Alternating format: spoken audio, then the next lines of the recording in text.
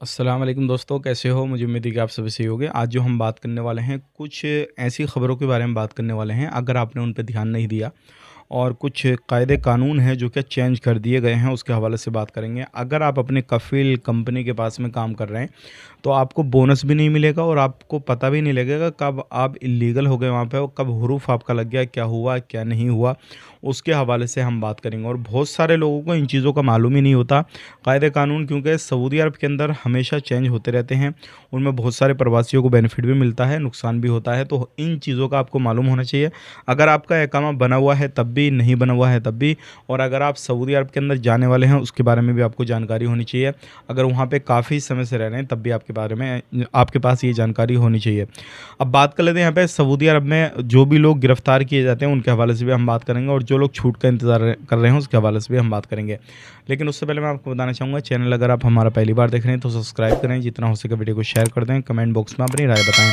सबसे पहली खबर की तरफ बढ़ते हैं। अगर आप सऊदी अरब के अंदर रहते हैं तो अभी बहुत सारे लोग गलतियां क्या कर रहे हैं, वो अपने कफिल के पास से, जिसको आज़ाद वीज़ा बोला जाता है, वो वीज़ा आपने ले लिया और उसके बाद में आपका इकामा, आपका पासपोर्ट आपके पास में और कहीं पर भी आप काम कर रहे हैं, तो बहुत सारे लोगों को गिरफ्तार किया जा रहा है अगर खुले में काम कर रहे हैं।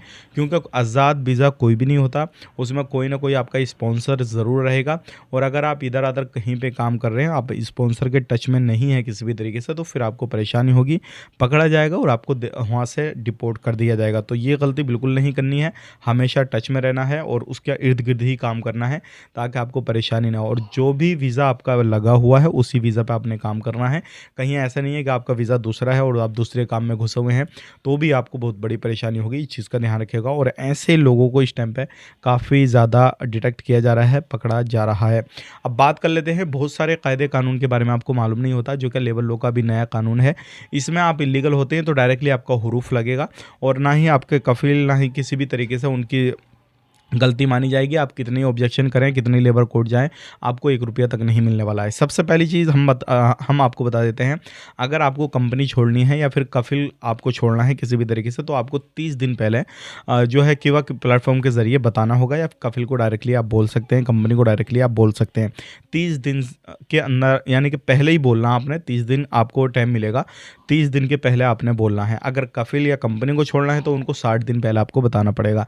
लेकिन इस बीच आपने ना बताया, ना कंपनी ने बताया और आपका इकामा ख़त्म हो गया, इकामा ख़त्म हो गया, उसके बाद में ना रिन्यूअल की बात हो रही, ना कुछ हो रहा, और आपका इकामा ख़त्म हो रखा है।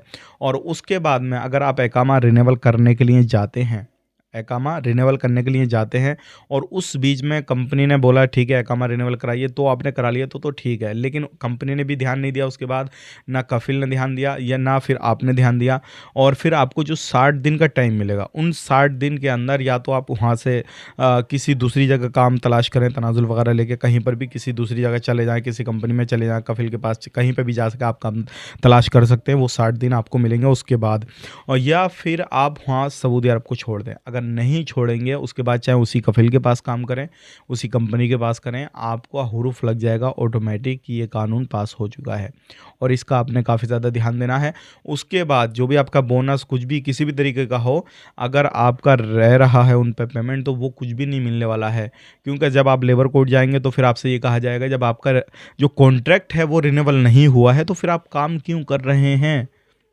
और इस चीज़ का फ़ायदा बहुत सारे लोग जो है उठाते हैं, बहुत सारी कंपनियां, बहुत सारे कफिल इस चीज़ का फ़ायदा उठाते हैं, लोगों को परेशानी होती है। तो ये गलती आपने नहीं करना। अगर आपका कॉन्ट्रैक्ट एक बार ख़त्म हो गया, आपका इकामा ख़त्म हो गया, तो तुरंत आपने रिन्यूअल करा लेना और बीच में कोई भी जो है गैप नहीं देना है। ज़्यादा गैप देंगे तो फिर आपको परेशानी ज़रूर होगी, इस चीज़ का ध्यान रखिएगा। वीडियो देखने के लिए बहुत बहुत शुक्रिया। आप अपना ख्याल रखें, अपनी फैमिली वालों का ख्याल रखें। Take care, bye bye.